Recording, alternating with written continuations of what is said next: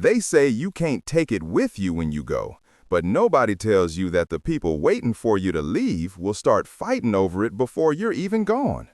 The air in the master bedroom of my Greenwich estate is scrubbed so clean it burns my nostrils. It smells of nothing, not of life, not of the sea breeze that used to blow in from the sound, not of the expensive leather of my favorite armchair. It smells of HEPA filters, rubbing alcohol, and the slow, oxidizing scent of a dying man. I am Charles Abernathy. I am 84 years old. I have $10 million in liquid assets, a portfolio of commercial real estate that spans 3 states, and a body that has decided to systematically shut down like a factory going out of business. I am lying in a hospital bed that costs more than my first car, staring at a ceiling painted with a fresco of clouds that I commissioned 30 years ago. Back then, I thought it was elegant. Now, it just looks like a bad joke. The clouds are fake, the sky is plaster, and I am trapped beneath them, pinned down by stage 4 pancreatic cancer that is eating me from the inside out with a hunger I used to reserve for hostile takeovers. My world has shrunk. It used to be boardrooms in Manhattan and job sites in Jersey. Now it is the 4 walls of this room, the rhythmic beeping of the vitals monitor that counts down the seconds of my remaining life, and the utter, crushing humiliation of my own biology. I shifted my weight, wincing as the pain flared in my abdomen. It's a sharp, twisting pain, like a knot being pulled tight. I looked at the digital clock on the bedside table.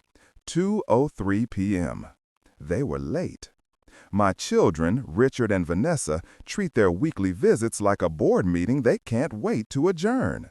They come every Tuesday at 2 p.m., sit for exactly 30 minutes, and leave at 2:30 p.m. so they can beat the traffic back to the city.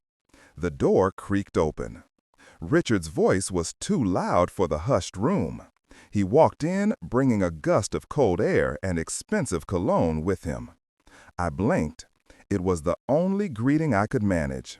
My throat was dry, parched from the medication that kept me lucid but immobile. "He's awake," Vanessa said, stepping out from behind her brother. She was wearing a coat that probably cost $5,000, and she didn't take it off. She never takes it off. It's a subtle signal. She isn't staying long enough to get comfortable. They pulled the 2 wingback chairs from the corner of the room. They didn't pull them close to the bed. They positioned them near the window, as far away from me as possible while still technically being in the room. They sat down, creating a buffer zone of expensive Persian rug between us. "You look stable," Richard said, checking his phone. He put it away, then pulled it out again 3 seconds later. "I talked to Dr. Evans downstairs. He says your numbers are plateauing.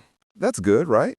It means I'm not dying fast enough for your schedule," I thought, but I just nodded weakly. "We need to talk about the trust, Dad," Richard continued, leaning forward, his elbows on his knees. "The tech startup I told you about, the liquidity round is closing on Friday. If we can release some of the equity from the bond portfolio now, I can get in on the ground floor. It's a sure thing. AI-driven logistics." I looked at him. My son, 50 years old and still chasing the next big thing, because he never had the patience to build the first big thing. He was already borrowing against his inheritance in his head. He looked at me not as a father, but as a stubborn vault that refused to open. "And the house," Vanessa chimed in, looking around the room with a critical eye. She pulled a tape measure from her purse. "I brought the contractor by earlier. He waited in the hall. He says if we want top dollar next spring, we need to gut the kitchen. Open concept. Next spring." I would be dead by next spring. They knew it, I knew it. But hearing her plan the renovation while I was still breathing the air in the room felt like a physical slap. She wasn't just planning for my death, she was impatient for it. She was already mentally knocking down walls. "The marble is dated," Vanessa muttered, making a note on her phone. I tried to speak. I wanted to tell them that I built this house for their mother. I wanted to tell them that the kitchen was closed off because she liked to cook in peace, away from the noise of the parties we used to throw. But the effort was too much. The pain in my stomach cramped, a sudden, violent spasm that made my toes curl. And then the inevitable happened. The one thing I feared more than death. The one thing that strips a man of his armor and leaves him naked and shivering in the cold light of reality. I lost control. It wasn't a choice. It was a failure of the system. My body, weakened and ravaged, simply let go. The sensation was immediate, hot, and horrifying. And the smell followed instantly, sharp, biological, and undeniable. It filled the space between us, bridging the gap across the Persian rug. Richard stopped talking mid-sentence. He froze, his nose wrinkled. He pulled a silk handkerchief from his breast pocket and covered his face, his expression twisting into undisguised revulsion. "Jesus, Dad," he muttered, his voice muffled by the silk. He stood up, backing away toward the door as if I were radioactive. "Can't you control yourself?" I looked at him. I looked for concern. I looked for the son who used to cry when he scraped his knee, the boy I had carried on my shoulders. I saw only disgust. I saw a man offended by the inconvenience of my mortality. I looked at Vanessa. She didn't even look at me. She stood up, checking her watch, smoothing the front of her coat. She held her breath, her face tight. "I'll get the help," she said, her voice flat, devoid of emotion. "We can't stay in here with this atmosphere. It's a health hazard, Richard." "Unbelievable," Richard said, shaking his head. "I'm trying to talk business, and he—" They walked out. They didn't call the nurse immediately. I heard them in the hallway. "Are?" Richard asked. "No," Vanessa replied. "We'll tell the maid on the way out." Their footsteps faded. I lay there in the silence, lying in my own filth, the shame burning my eyes hotter than the tears. I was Charles Abernathy. I had commanded thousands of men. I had shaped the skyline of this city. And now I was a leaking asset, left to rot because my children couldn't stomach the reality of who I had become. I closed my eyes, praying for the end, praying for the darkness to come and take me so I wouldn't have to feel this stinging indignity for 1 second longer. Then the door opened again. It wasn't my children. It wasn't the high-priced private nurse agency staff who wore uniforms and looked at the clock. It was Maria. Maria is 28 years old. She is small, with dark hair pulled back in a practical bun, and hands that look like they have worked every day of her life. She is a nurse aide, one of the night staff who picks up extra shifts during the day to send money back to her family in the Philippines.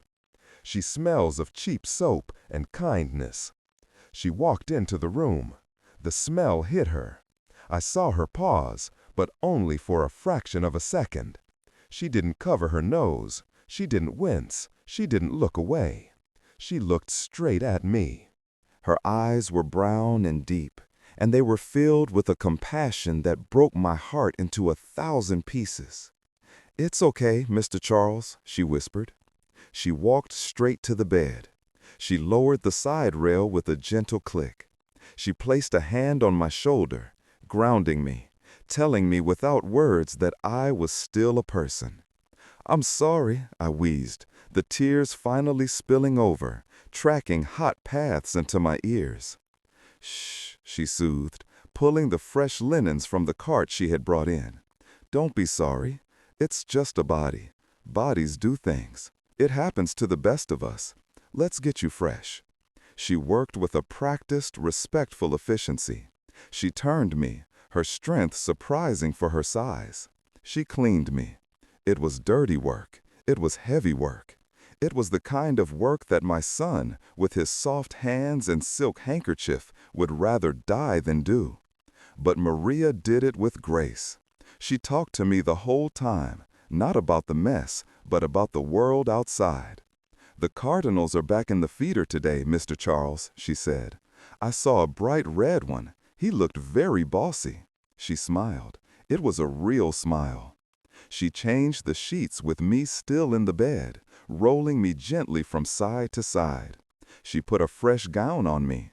She adjusted the pillows until my head was perfectly supported. She opened the window just a crack to let the fresh air in, clearing the scent of my shame.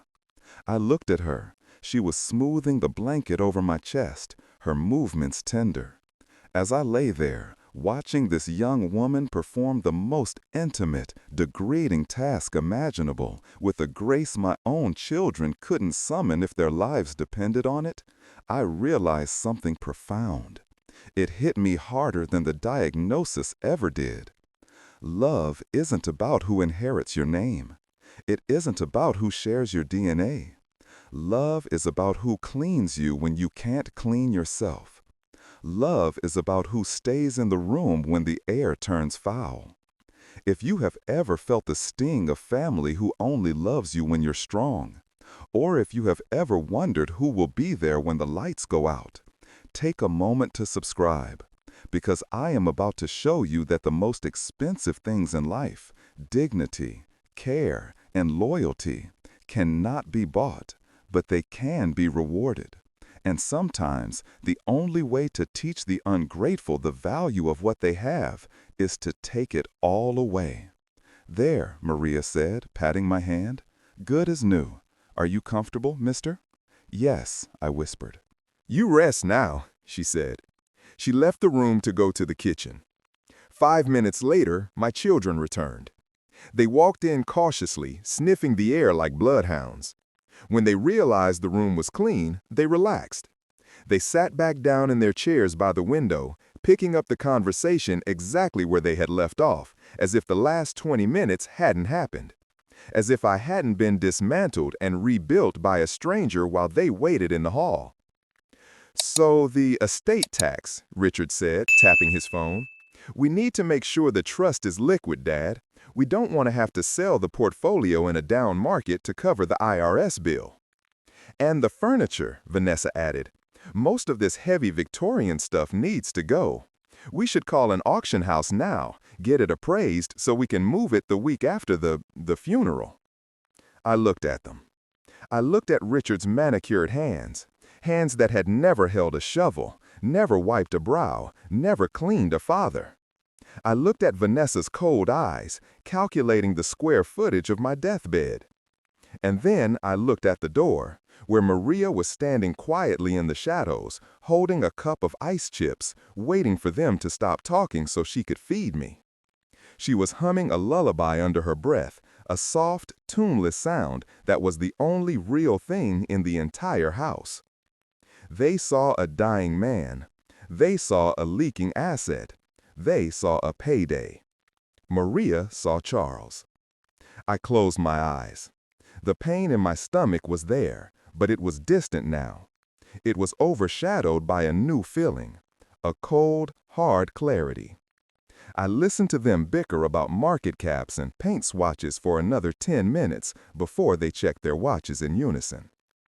Well, traffic, Richard said, standing up. We should go. Hang in there, Dad. Bye, Daddy, Vanessa said. She didn't kiss me. She waved from the doorway. They left. Maria came to the bedside. She fed me the ice chips one by one, letting them melt on my tongue. They are busy people, she said softly, trying to make excuses for them, trying to protect my feelings. They love you, Mr. Charles. No, Maria, I said, my voice stronger than it had been in weeks. It isn't hard for them. Night fell. The house grew quiet. The staff changed shifts, but Maria stayed.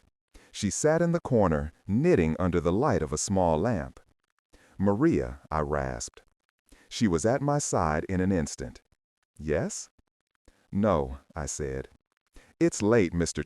Hand me the phone, Maria, and find the number for Mr. Nye. Sterling.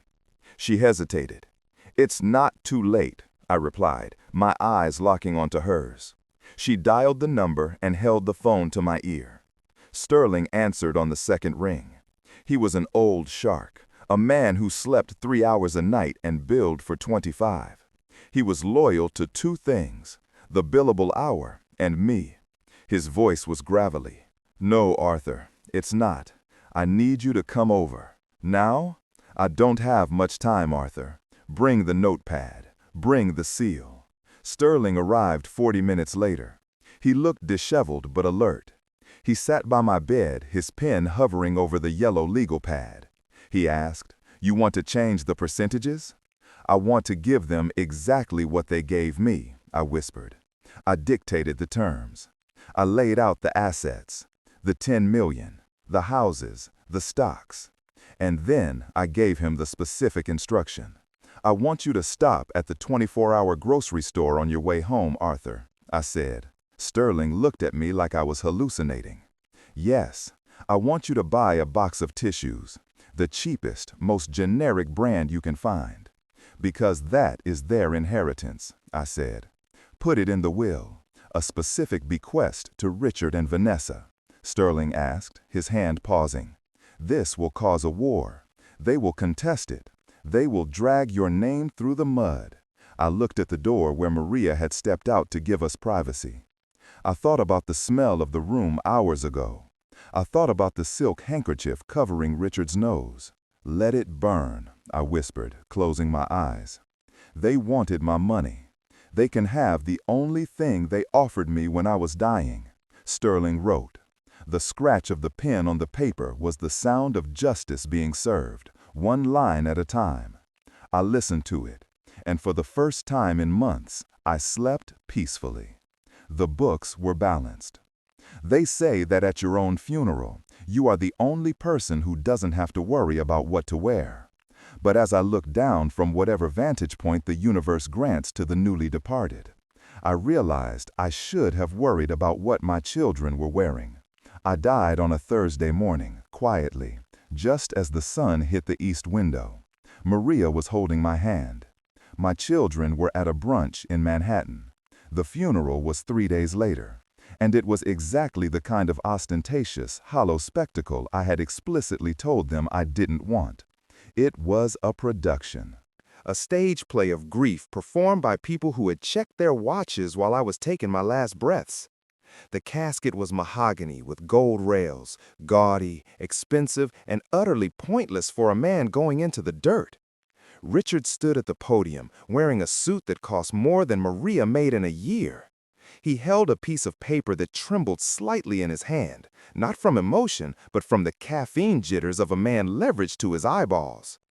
"My father was a titan," Richard read, his voice projecting a practiced solemnness that made my spirit gag. "He built an empire from stone and steel. He taught us the value of hard work." It was a lie so bold it almost cracked the stained glass windows. He hadn't written it. I could hear the cadence of artificial intelligence in the phrasing, the generic platitudes about legacy and industry that could have applied to any rich old man in the tri-state area. He didn't share a single memory. He didn't talk about the time I taught him to fish or the time we built the treehouse. He talked about my net worth without mentioning a dollar sign. Vanessa sat in the front pew, her face hidden behind a veil of black lace that was more fashion statement than mourning attire. When the camera from the local business journal panned toward her, she squeezed out a single crystalline tear. She dabbed it away instantly, careful not to smudge her foundation. It was a performance worthy of an award, provided that award was for narcissism. But the real insult came at the graveside. As the workers lowered my body into the ground, the final dull thud of earth hitting wood echoing in the silence, my children didn't throw flowers.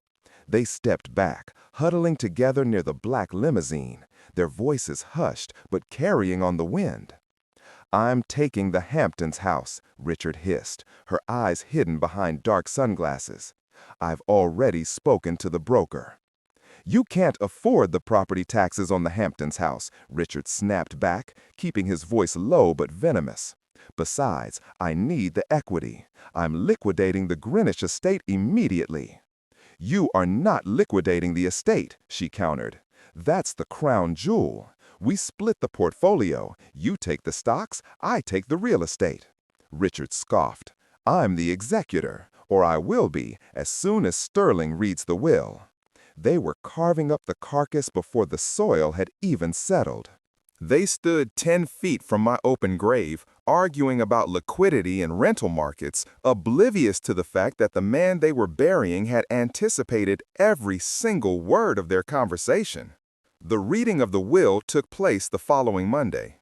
The atmosphere in the library of my Greenwich estate was heavy, smelling of old paper, lemon polish, and naked greed. It was a room I had loved, lined with books I had actually read, unlike my children, who viewed them as decorative acoustic dampeners. Richard and Vanessa sat on the Chesterfield leather sofa. They looked solemn, dressed in respectful dark tones, but the air around them vibrated with a frenetic anticipation. They had brought their spouses, Richard's wife, who was currently pricing the rug with her eyes, and Vanessa's husband, a silent man who looked like he was mentally spending his share on a new boat.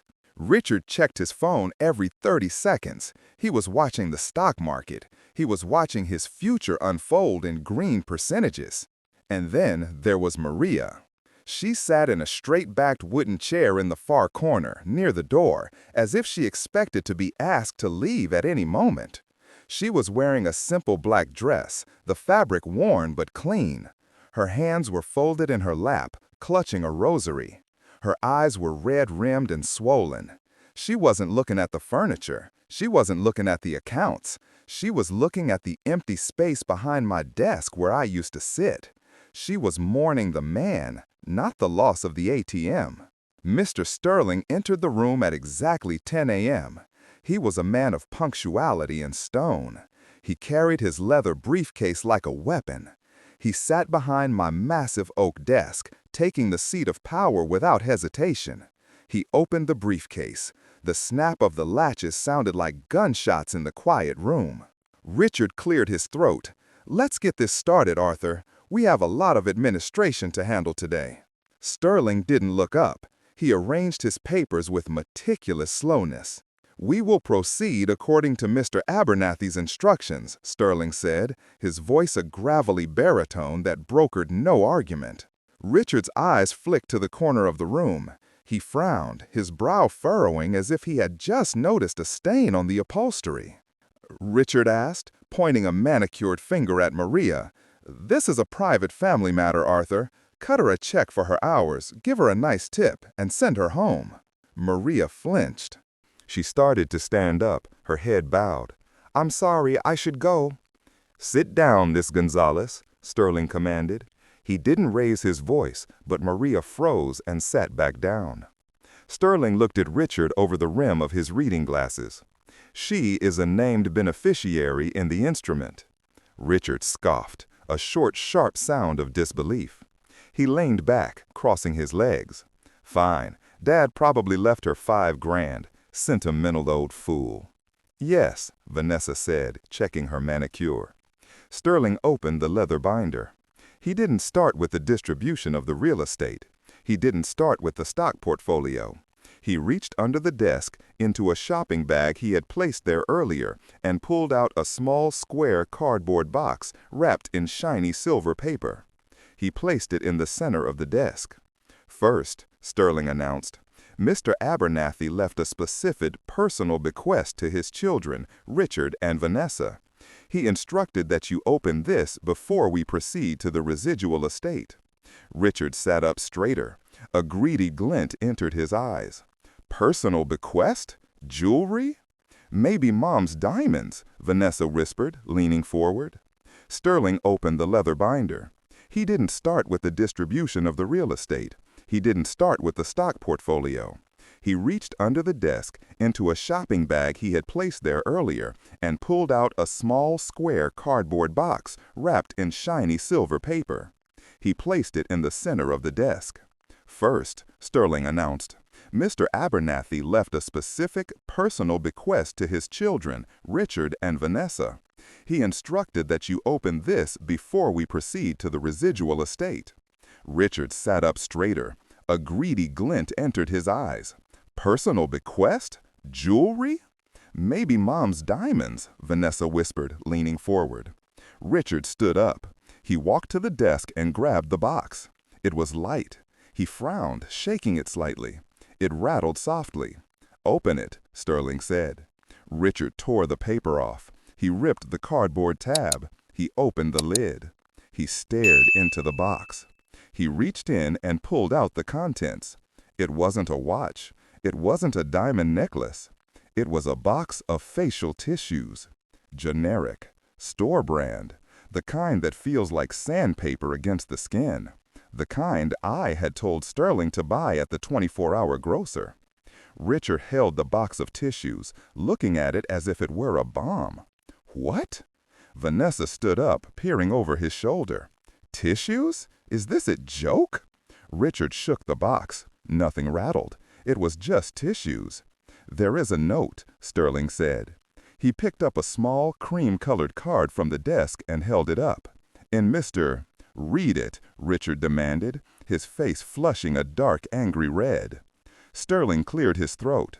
He read the words I had dictated to him on my deathbed, his voice carrying the full weight of my final judgment. "For your crocodile tears. You didn't cry when I was sick. You didn't cry when I was lonely. You certainly won't cry for me now. But you might cry for what comes next." The silence in the room was absolute. It was heavy, suffocating, the air sucked out by the vacuum of their shock. "This is insane," Richard whispered. Then he shouted, throwing the box of tissues onto the floor. "This is senile garbage. He was out of his mind." "He was perfectly lucid," Sterling countered, his voice cold.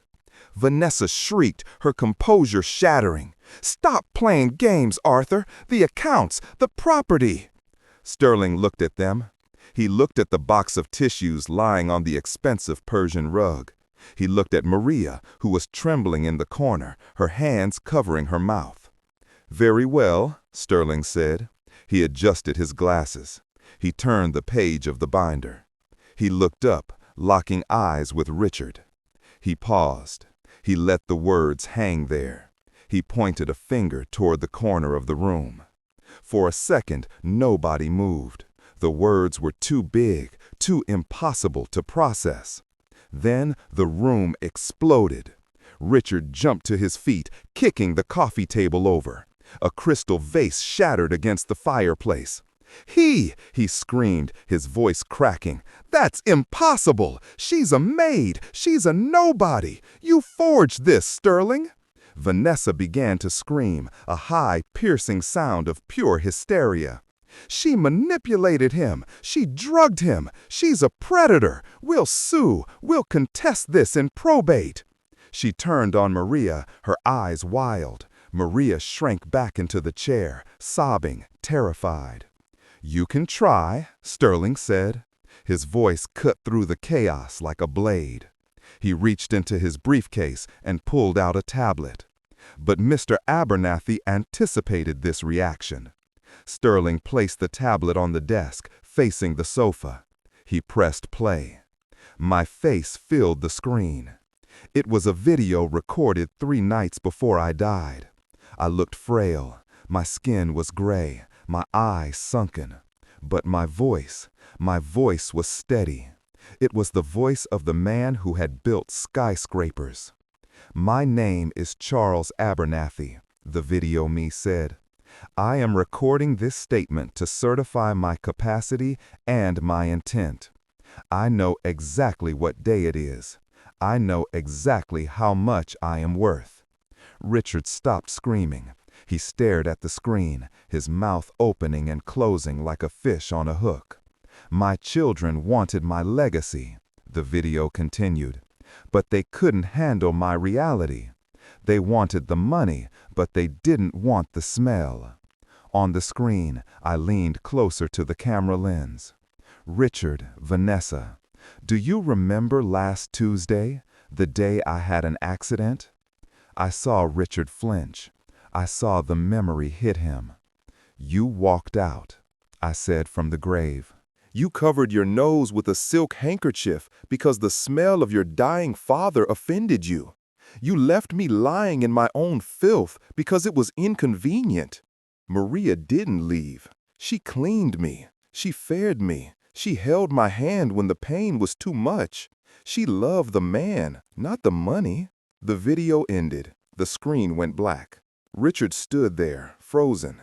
He looked at the tablet, he looked at Sterling, and finally, he looked at Maria. Maria was crying. Real, heaving sobs of shock and grief rocked her small body. She wasn't crying for the money. She wasn't calculating the net worth. She was crying because I had defended her. She was crying because someone had finally seen her. Richard stammered. This is undue influence. She was the caregiver. It's a conflict of interest. I have the affidavit from Dr. Evans certifying Charles's mental state, Sterling said, closing the binder with a snap. I have the logs of your visits, all 30 minutes a week.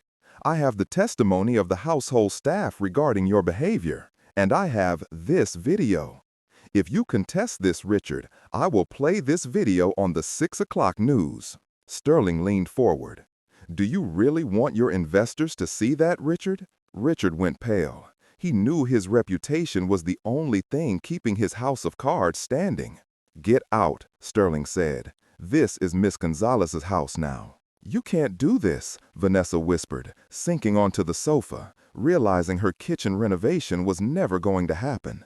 Daddy just did, Sterling said. Security is waiting in the hall. Richard straightened his jacket. He tried to summon some shred of dignity, but it was gone. He looked at me, or where I used to sit, with hatred. This isn't over, he hissed. You were his biological beneficiary, Sterling corrected, standing up to his full height. But you were never his son. A son protects his father. Richard turned and stormed out. Vanessa followed him, weeping into her hands. The heavy oak doors slammed shut behind them, sealing the silence in the room. They were gone. Sterling let out a long sigh. He walked around the desk. He approached Maria, who was still huddled in the chair clutching her rosary. Miss Gonzalez, he said gently. She looked up, her eyes wide with panic. I don't want it, she whispered. I don't want the money. It's too much trouble. They will hate me. Please, Mr. Sterling knelt in front of her. He took the deed from the folder and placed it in her rough, work-worn hands. He knew you would say that, Sterling said softly. That's exactly why he gave it to you. He knew you would say that, she asked, tears streaming down her face. He wanted you to know that when everyone else saw a dying old man, you saw a human being. You gave him back his dignity in his final days. To him, that was worth more than $10 million. Maria held the paper to her chest. She bowed her head and wept, a sound of pure, unadulterated release.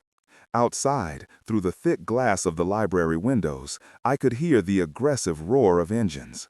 I watched from my vantage point as my children got into their leased luxury cars, the cars they could no longer afford. They peeled out of the driveway, gravel spraying, fleeing the scene of their defeat.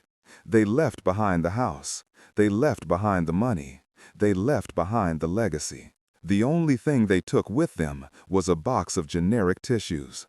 And as I watched them drive away, I knew they would need every single one of them.